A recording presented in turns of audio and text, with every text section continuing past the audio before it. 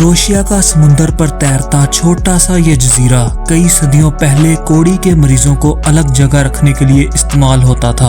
लेकिन आखिर इस जजीरे में ऐसा क्या है कि रिसेंट टाइम्स में आर्कियोलॉजिस्ट इस जजीरे को खास अहमियत दे रहे हैं। बेल्जिनेक नामी इस जजीरे को अगर सैटेलाइट इमेजेस में देखा जाए तो ये जजीरा इंसानी फिंगरप्रिंट्स जैसा नजर आता है। लेकिन आखिर इस जजीरे पर ऐसा क्या है जो इसे फिंगरप्रिंट्स से मुशाबे दिखाता है, और आखिर ये पुरअसरार जजीरा गुज़िश्ता सदियों में किन मकासद के लिए इस्तेमाल होता रहा है। ये सब जानने के लिए आप दोस्तों से गुजारिश है कि वीडियो को आखिर तक देखिएगा।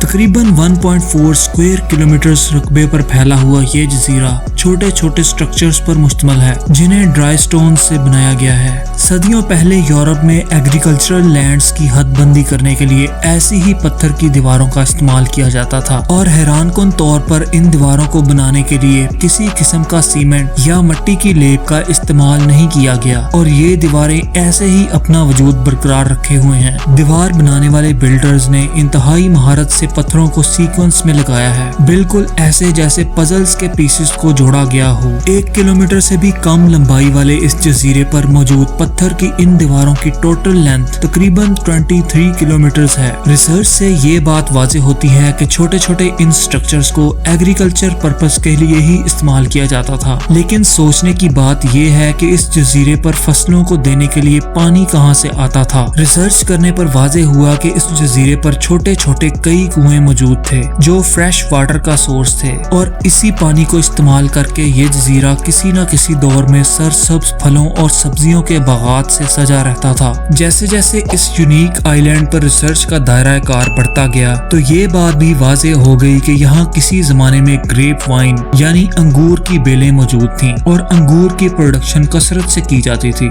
इसके साथ साथ ये पत्थर की दीवारें क्रोशियन बेल्ट पर आने वाली स्ट्रॉन्ग विंड्स को भी रोके रखती थीं, जिन्हें ब्यूरा विंड्स कहा जाता है। इनफैक्ट इस फिंगरप्रिंट आइलैंड या जिसका असल नाम बेल्जिनिक आइलैंड है जल्द ही यूनेस्को की वर्ल्ड हेरिटेज साइट्स में शामिल होने वाला है, और इस मकसद के लिए यूनेस्को भी क्रोएशियन गवर्नमेंट की फेवर कर रहा है। नाज़रीन, अगर आप इस यूनिक फिंगरप्रिंट आइलैंड से मुतल्लिक कोई मालूमात रखते हैं तो कमेंट्स में जरूर आगाह कीजिएगा, और अगर आपको हमारी ये दिलचस्प वीडियो पसंद आई हो तो वीडियो को लाइक जरूर कीजिएगा और हमारे चैनल हिस्टोमेटिव को सब्सक्राइब करना मत भूलिएगा। अल्लाह आप सबका हामी और नासिर हो। अल्लाह निगहबान।